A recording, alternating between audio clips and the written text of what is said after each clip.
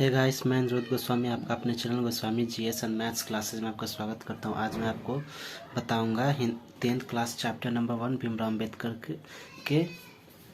तो चलिए इसको मैं रिव्यू करूँगा और इसमें जो भी ऑब्जेक्टिव बनेगा उसको मैं टिक करा दूंगा। जैसे कि मैंने आपको कुछ दिन पहले बताया था कि मैं क्लास 9th और 10th का हिंदी और शाम के समय में 4 या 5 बजे मैं कंपटीशन का क्लास लेता हूँ। तो उसी प्रकार आज जो है अभी का समय जो है उसके अकॉर्डिंग मैं अभी क्लास 10th और 9th का हिंदी आपको पढ़ाऊँगा। तो जिसमें आज 10th का पहला चैप्टर को लेकर मैं आया हूँ। तो चलिए बिना देर किए हुए सेशन की शुरुआत करते हैं। तो चैप्टर नंबर 1 है डॉक्टर भीमराव अम्बेडकर। तो भीमराव अम्बेडकर का जन्म हुआ था 14 अप्रैल 1891 ईस्वी को। ये महू मध्य प्रदेश में एक दलित परिवार में हुआ था। यानी वो कैसे परिवार से बिलोंग करते थे? तो दलित परिवार से संबंध रखते थे। मानव मुक्ति के पुरोधा बाबा साहेब अपने समय के सबसे सुप्रतिष्ठित जनों में क्या थे? एक थे। यानी अपने समय के एक विद्वान जनों में वे क्या थे? एक थे। यानी प्राथमिक शिक्षा के बाद उन्होंने बड़ौदा नरेश के प्रोत्साहन पर उच्चतर शिक्षा के लिए न्यूयॉर्क अमेरिका गए। फिर से वे कहाँ गए थे? तो इंग्लैंड गए। आपसे एग्जाम में यहाँ पर पूछा जाता है कि मानव मुक्ति के पुरोधा के नाम से किसे जानते हैं? तो डॉक्टर भीमराव अम्बेडकर को। जब मैं इसका ऑब्जेक्टिव कराऊंगा तो उसे मैं सॉल्व कराऊंगा मैं आपको। तो उन्होंने सांस्कृतिक, धार्मिक, पौराणिक और सभी वैदिक वांग्मय अनुवादों के जरिए पढ़ा और ऐतिहासिक समाज के क्षेत्र में अनेक मौलिक स्थापनाएं भी प्रस्तुत की। सब मिलाकर वे इतिहास मीमांसक, विधिवेता, यानी विधिवेता का मतलब होता है ये क्या थे? वकील, अर्थशास्त्री, समाजशास्त्री, यानी समाजशास्त्री हो गया, शिक्षाविद तथा धर्म दर्शन के व्याख्याता, यानी अच्छे जानकार थे वे।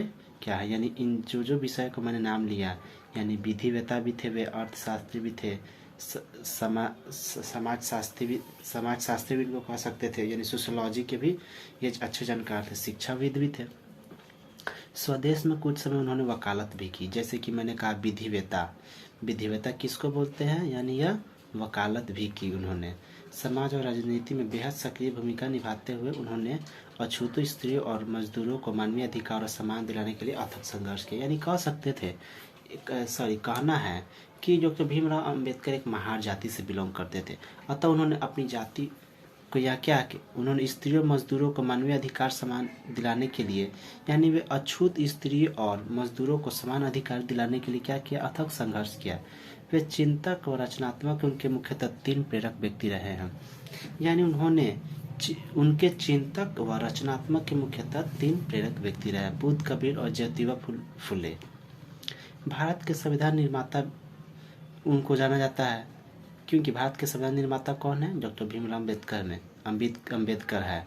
उनकी महती भूमिका और एक निष्ठ समर्पण के कारण ही आज उन्हें हम भारत के संविधान निर्माता कह के श्रद्धांजलि अर्पित करते हैं। तो दिसंबर 1956 में दिल्ली में बाबा साहेब का निधन हो गया था। यानी आपसे एग्जाम में पूछा था इनका निधन कब हुआ था? तो दिसंबर 1956 में हुआ था। बाबा साहेब ने कुछ पुस्तकें की रचना भी की है। जैसे कि उनकी प्रमुख रचना है the caste in India their mechanism, क्योंकि वे ज़्यादातर उनकी रचनाएं इंग्लिश में ही आपको देखने को मिलेगी। The genesis and development, the untouchables, who are they, Buddhism and थंबनेज, यानी इन सभी क्या है? उनके रचनाएं हैं। हिंदी में उनका संपूर्ण वाङ्मय भारत सरकार के कल्याण मंत्रालय से बाबा साहेब अम्बेडकर संपूर्ण वाङ्मय के नाम से 21 खंडों में प्रकाशित हो चुका है। यानी भारत सरकार के कल्याण मंत्री द्वारा उनका संपूर्ण वाङ्मय 21 खंडों में क्या हो चुका है? प्रकाशित हो चुका है। यहाँ जो हमारा जो है भाषण है, यानी श्रम विभाजन जाति प्रथा, वो आपको लिया गया एनहिलेशन ऑफ कास्ट से। यानी यहाँ प्रस्तुत, जैसे कि मैंने बताया कि प्रस्तुत पाठ जो है श्रम विभाजन और जाति प्रथा, वो यहीं से लिया गया, जिसका और इनका क्या है? ललित यादव ने इनका क्या है? हिंदी रूपांतरण किया है। यानी ये एक तरह से आप कह सकते हो कि यह जो भाषण है श्रम विभाजन और जाति प्रथा, यह इंग्लिश में राइटिंग किया गया है। यानी ये इंग्लिश में लिखा गया है। उन्होंने अपने भाषण को इंग्लिश में दिया है, लेकिन जो ललाई सिंह यादव जी थे उन्होंने इसका हिंदी में अनुवाद किया, यानी जाति भेद का उच्छेद करके। यानी उनका नाम क्या रखा? जाति भेद का उच्छेद। यह भाषा जो है आपको जाति पाति तुरक मंगल लाहौर के सम्मेलन में 1936 के अध्यक्षीय भाषण के रूप में क्या किया गया था, तैयार किया गया था। और क्रांतिकारी दृष्टि से आयोजकों की पूर्णतः सहमति न बन सकने के कारण सम्मेलन को जो है स्थगित करना पड़ा था। यानी यह जो है यह भाषण कब तैयार हुआ था, 1936 में तैयार हुआ था। और वार्षिक सम्मेलन में इस चीज को क्या है, बोलने जाने वाला था, लेकिन क्रांतिकारी गतिविधियां जो है इस बात को लेकर सहमत नहीं हो पाई। नतीजा यह हुआ कि यह जो है भाषण है इसको क्या स्थगित करना पड़ा। बाद में बाबा साहब ने स्वतंत्र पुस्तिका का क्या किया, स्वतंत्र पुस्तिका का रूप दे दिया। यानी जैसे कि आप लोग पढ़ रहे हो श्रम विभाजन जाति प्रथा, इसका रूप दे दिया। प्रस्तुत आलेख में भारतीय समाज में फैली श्रम विभाजन के नाम पर मध्ययुगीन संस्कारों को बरकरार रखने एवं जाति प्रथा पर मानवीयता, नैसर्गिक न्याय एवं समाज सद्भाव के दृष्टि विचारों को प्रकट करते हैं। जाति प्रथा विषमता के सामाजिक आधार, रूढ़ पूर्वग्रह और लोकतंत्र के उसके अस्वास्थ्यकर प्रकृति पर भी यहाँ संभ्रांत विधवेता पर दृष्टिकोण उभर सका है। ठीक है, भारतीय लोकतंत्र के भावी नागरिकों के लिए क्या है, यह अत्यंत शिक्षाप्रद है। तो चलिए मैं इसके चैप्टर में आता हूँ आगे। तो चैप्टर यह है कि श्रम विभाजन और जाति प्रथा, जिसके लेखक कौन है, तो डॉक्टर भीमराव अम्बेडकर। ये क्या है, एक तरह का भाषण है। यह विडम्बना की बात है कि इस युग में भी जातिवाद के पोषकों की कमी नहीं है, यानी जातिवाद के मानने वाले लोगों की कमी नहीं है।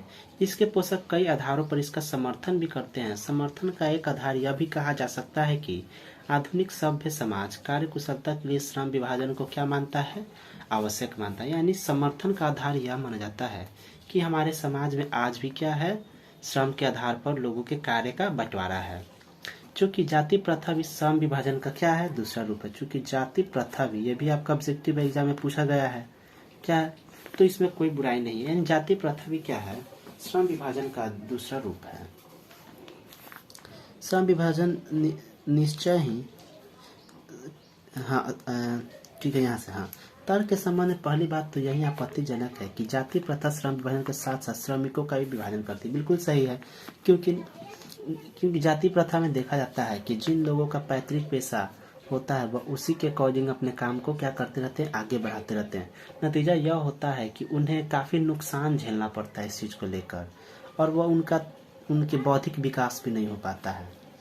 तो देखिए, तो श्रम के साथ साथ श्रमिक विभाजन के लिए भी क्या है, रूप लिए गए हैं। श्रम विभाजन निश्चय ही सभ्य समाज की क्या आवश्यकता है। श्रम विभाजन क्या है, निश्चय ही सभ्य समाज की क्या है, आवश्यकता है। यह भी आपके एग्जाम में पूछा गया है। परंतु किसी भी सभ्य समाज में श्रम विभाजन की व्यवस्था श्रमिकों के विभिन्न वर्गों में अस्वाभाविक विभाजन ही नहीं करती। अगर बात सही है, क्योंकि किसी भी समाज, अगर जाति प्रथा हमारे समाज में विद्यमान है तो क्या होता है कि इसमें क्या है, श्रमिकों का विभाजन भी होता है। यानी जो जिसके पैतृक पेशा जो है उसी को लेकर उसको मजबूरी बस लेके आगे चलना पड़ता है। ये बात भी सही। और देखिए, ये कहा जा रहा है कि भारत की जाति प्रथा के बारे में यहाँ पर जो है डॉक्टर भीमराव अम्बेडकर जो है वो कहते हैं कि भारत की जाति प्रथा की एक और विशेषता यह है कि यह श्रमिकों की विभाजन ही नहीं करे, बल्कि विभाजित वर्गों में उच्च नीच भी क्या होती है, करार देती है। यानी बाबा भीमराव अम्बेडकर कह रहे हैं कि क्या है, यह श्रमिक विभाजन, एक तो यह काम का विभाजन भी नहीं करता है, के साथ साथ वो क्या है, लोग को ऊंच नीच मानने के लिए भी मजबूर करता है। ठीक है, जो कि विश्व के किसी भी समाज में नहीं पाया जाता, क्योंकि आप लोग देखते हो कि विश्व के किसी भी समाज में ऐसी व्यवस्था नहीं है। यानी क्या होता है कि उच्च वर्ग के लोग नीच वर्ग को क्या समझते हैं, तुच्छ समझते हैं, यानी उनको अच्छे नज़र से नहीं देखते हैं। तो वैसे ही यहाँ पर डॉक्टर भीमराव अम्बेडकर कहते हैं कि विभाजित वर्ग को एक दूसरे की अपेक्षा उच्च नीच भी क्या करते हैं, करार देते हैं कि वह छोटी जाति का है, वह उच्च वर्ग का है, वह नीच वर्ग का है। तो ऐसी भावनाएं के बारे में डॉक्टर भीमराव अम्बेडकर कह रहे हैं। जाति प्रथा को यदि श्रम विभाजन मान लिया जाए तो स्वाभाविक विभाजन नहीं, क्योंकि मनुष्य की रुचि प्रधारित नहीं होती है। ये जो लाइन है इसको समझने ये है आपको कि जाति प्रथा को यदि हम श्रम विभाजन मान लें तो क्या होता है कि यह स्वाभाविक विभाजन नहीं है, क्योंकि मनुष्य की रुचि प्रधारित नहीं होता है। मान लीजिए कोई व्यक्ति है, लोहा का काम करता है, तो जरूरी तो नहीं है कि उसके आने वाला जो व्यक्ति, उसका जो आने वाला पीढ़ी जो होगा वो लोहार बने, ये कोई जरूरी तो नहीं है।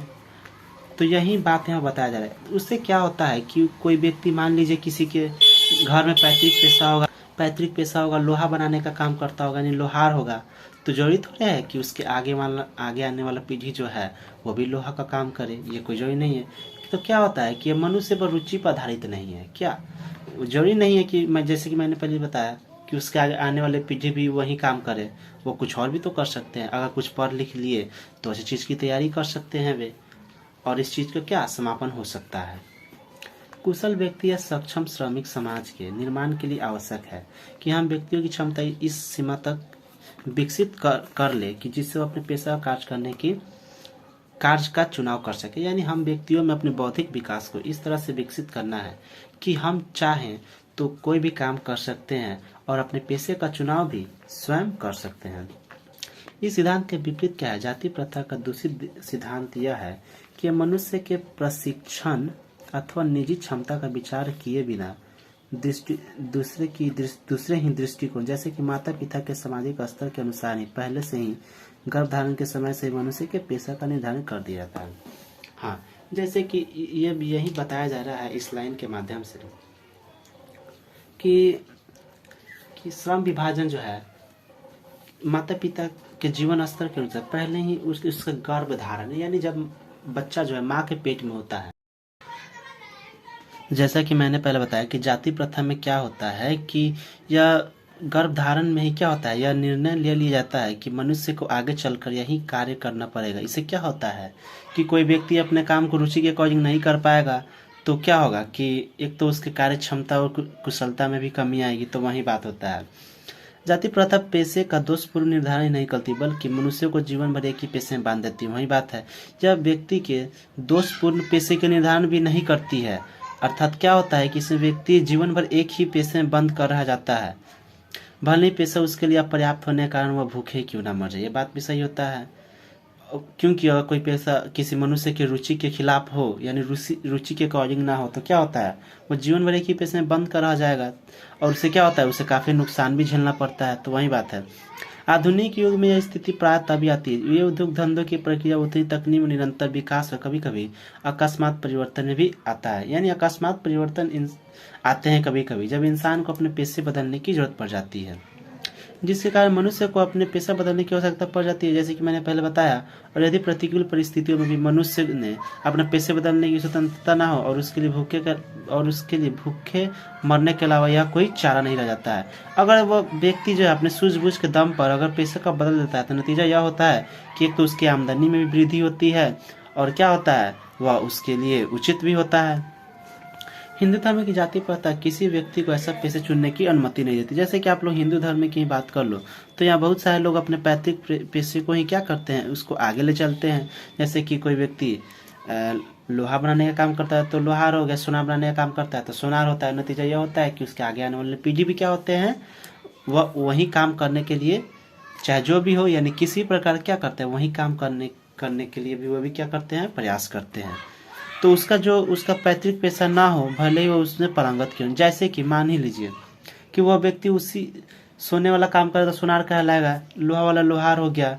वैसे ही और भी होता है, जैसे कि चाहे वह व्यक्ति उस कार्य में कितने भी क्या हो, मतलब निपुण हो या ना हो, उस काम को अच्छे से कर पाए या ना कर पाए, लेकिन क्या होता है मजबूरी वश कहे या जो भी कहे उस व्यक्ति को वह काम करना ही पड़ता है। इस प्रकार पेशा चुनने की अनुमति नहीं होती है। इस प्रकार क्या होता है कि पेशा चुनने की अनुमति न देकर क्या होता है कि यह जाति प्रथा भारत में एक बेरोजगारी का क्या है, एक प्रमुख एवं प्रत्यक्ष कारण बनी हुई है। जो इस प्रकार हम देखते हैं कि श्रम विभाजन की सृष्टि में भी जाति प्रथा गंभीर दोषों से युक्त है। जाति प्रथा का श्रम विभाजन मनुष्य की स्वेच्छा पर क्या होता है, वो निर्भर नहीं करता है। जाति प्रथा का श्रम विभाजन वो क्या होता है, मनुष्य की स्वेच्छा पर निर्भर नहीं करता है। मनुष्य की व्यक्तिगत भावना तथा व्यक्तिगत रुचि का इसमें कोई स्थान या तो महत्व नहीं होता है। इस आधार पर हमें यह स्वीकार करना पड़ेगा कि आज के उद्योगों में गरीबी और उत्पीड़न इतनी बड़ी समस्या नहीं, उतनी है कि बहुत से लोग निर्धारित करने को और रुचि के साथ केवल व्यवस्थावर्ष करते हैं। यानी जो है गरीबी और उत्पीड़न इतनी बड़ी समस्या नहीं है कि जाति प्रथा में लोग बंद कर एक ही काम को करने के लिए वह बाध्य होते हैं। तो वही यहाँ पर कहा जा रहा है। ऐसी स्थिति स्वभावतः मनुष्य को दुर्भावना से ग्रस्त रखकर काम करने के लिए चालू काम करने और कम काम करने के लिए प्रेरित करती है। मान लीजिए किसी व्यक्ति को कोई काम करने की इच्छा हो, अगर उसके अकॉर्डिंग वो काम ना कर पाए तो क्या या तो व्यक्ति उस काम में आलसी हो जाएगा, या फिर जो अपनी इच्छा से जो करना चाहिए वो नहीं कर पाता है। यानी क्या होता है, एक तरह से देखा जाए कि चालू काम करने के लिए वह प्रेरित करता है। ऐसी स्थिति में जहाँ काम करने वाले का दिल न लगता हो, दिमाग न लगता हो, और कुशलता कैसे प्राप्त किया जा सके, यही बात भी सही है कि अपने पैसे के अकॉर्डिंग काम नहीं करना और दूसरे काम को ज़्यादा अहमियत देना, उसे तो नहीं हो पाएगा। क्योंकि जो व्यक्ति जो काम करने के लिए निपुण होता है, अगर वही काम उसे दिया जाए तो वो अच्छे से कर लेगा, और उसे वो काम ना मिलकर दूसरे काम करना पड़े तो उसे दिक्कत होती है। जैसे कोई व्यक्ति थोड़ा बिजनेस को अपना बढ़ाता है तो थोड़ा बहुत उसे क्या होता है कि शुरुआत में थोड़ी दिक्कत होती है, क्योंकि क्या होता है कि न्यू बिजनेस का एक्सपीरियंस जो है उस व्यक्ति को उस समय नहीं होता है, लेकिन समय उसमें देते देते यकीन ये हो जाता है कि वह व्यक्ति उस चीज़ के बारे में भी अच्छे से जान जाता है, तो नतीजा यह होता है कि बिजनेस अच्छे से चल पाता है। ऐसी स्थिति में जहाँ काम करने वाले को दिन लगता हो और कुशलता कैसे प्राप्त किया जा सकती है, बात भी सही है, जैसे कि मैंने पहले बताया। अतः यह निर्विवाद रूप से सिद्ध हो जाता है कि आर्थिक पहलू से भी जाति प्रथा क्या है, यानी आर्थिक दृष्टिकोण से भी क्या है, जाति प्रथा हानिकारक है, हानिकारक प्रथा है। क्योंकि मनुष्य की स्वाभाविक प्रेरणा रुचि की आत्मशक्ति को दबा देता है। क्योंकि हाँ, जैसे कि मैंने पहले बताया, ये व्यक्ति का क्या होता है, रुचि पर आधारित नहीं होता है, यानी क्या होता है, उसकी आत्मशक्ति जो होता है, सेल्फ कॉन्फिडेंस, उसको भी दबा देता है और अस्वाभाविक नियमों में जकड़ कर निष्क्रिय बनाता है, यानी किसी काम के लायक व्यक्ति को नहीं बना देता है। तो यह कहा जा रहा है। अब मैं समस्या के रचनात्मक पहलू को देखता हूँ, तो मेरे द्वारा जाति प्रथा की आलोचना सुनकर आप लोग मुझसे यह प्रश्न पूछना चाहेंगे, या मतलब भाषण के तौर पर कह रहे हैं भीमराव अम्बेडकर कि अगर मेरे द्वारा जाति प्रथा की आलोचना यानी क्रिटिसाइज किया गया है, तो आप लोग मुझसे यह प्रश्न जरूर पूछेंगे कि मैं जातियों के विरुद्ध में क्यों हूँ। आपके मन में भी प्रश्न आएगा। तो फिर मेरी सृष्टि में आदर्श समाज क्या है, तो देखिए, तो लेखक डॉक्टर भीमराव अम्बेडकर ये कहना चाहते हैं, उनका मानना है कि मेरा उत्तर हुआ कि मेरा आदर्श समाज स्वतंत्रता, समानता और भ्रातृत्व के आधार पर हो। क्योंकि यह ठीक नहीं है, क्योंकि भ्रातृत्व अर्थात भाईचारे में किसी की आपत्ति हो, भ्रातृत्व अर्थात भाईचारे में किसी को क्या आपत्ति हो सकती है, यानी लेखक के अकॉर्डिंग यह होना चाहिए, भारतीय समाज या समाज की यह परिभाषा है कि समाज में क्या है, स्वतंत्रता, समानता और भ्रातृत्व, यानी भाईचारे की भावना होनी चाहिए, सभी को एक दूसरे से में क्या होता है, कार्य करने की स्वतंत्रता होनी चाहिए और समानता का भाव होना चाहिए। किसी भी आदर्श समाज में इतनी गतिशीलता होनी चाहिए कि कोई भी वांछित परिवर्तन समाज के एक छोर से दूसरे छोर तक क्या हो, संचालित हो सके। ऐसे समाज के बहुविध हितों के सबका भाग होना चाहिए तथा सबको उनकी रक्षा के प्रति क्या होती है, सजग होनी चाहिए।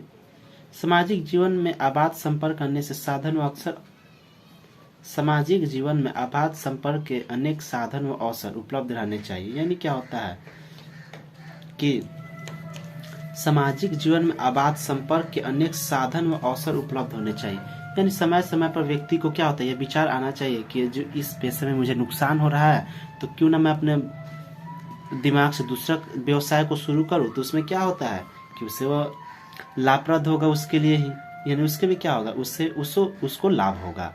यानी तात्पर्य यह है कि दूध पानी के मिश्रण की तरह भाईचारे का वास्तविक रूप है। यानी बाबा अम्बेडकर जी कहना चाहते हैं कि जो है भाईचारे की भावना कैसी हो, तो दूध और पानी के मिश्रण के समान हो। यह आपके एग्जाम में पूछा गया है कि भाईचारे की भावना कैसी होनी चाहिए, तो दूध और पानी के मिश्रण के समान। और इसी का दूसरा नाम क्या है, लोकतंत्र है, क्योंकि लोकतंत्र का मतलब ही होता है प्रजातंत्र, क्योंकि लोकतंत्र में लोगों का लोगों के द्वारा लोगों के लिए शासन होता है, जैसे कि अब्राहम लिंकन की परिभाषा आप लोग जानते ही हैं। क्योंकि लोकतंत्र केवल शासन की एक पद्धति नहीं, लोकतंत्र मूलतः सामूहिक जीवनचर्या की एक रीति तथा समाज के सम्मिलित अनुभवों का आदान प्रदान का नाम भी है। यानी ये क्या है, एक सामूहिक क्या है, जीवन यानी लाइफ स्टाइल की क्या है, रीति रिवाज ही नहीं बल्कि सम्मिलित अनुभव का क्या है, आदान प्रदान है। इसमें यह आवश्यक है कि अपने साथियों के प्रति श्रद्धा और सम्मान का भाव, यानी जैसे कि इससे यही पता चल जा रहा है कि अगर समाज में समानता, स्वतंत्रता, भ्रातृत्व का भाव हो, तो ऐसे ही हम एक दूसरे के प्रति क्या है, श्रद्धा और सम्मान का भाव व्यक्त कर सकते हैं। क्योंकि ये सभी भावनाएं कहाँ देखने को मिलती है, लोकतंत्र में देखने को मिलती है, और लोकतंत्र में चूंकि जनता का शासन होता है, तो यह बात यहाँ पर सिद्ध हो जाता है। तो hope you guys like this video आपको अच्छा लगे तो प्लीज़ लाइक, शेयर और हमारे channel Goswami GS and maths classes को सब्सक्राइब कर दीजिए। और अगले दिन मैं इसका ऑब्जेक्टिव क्वेश्चन को लेकर आऊँगा। तो चलिए नेक्स्ट वीडियो में मिलते हैं।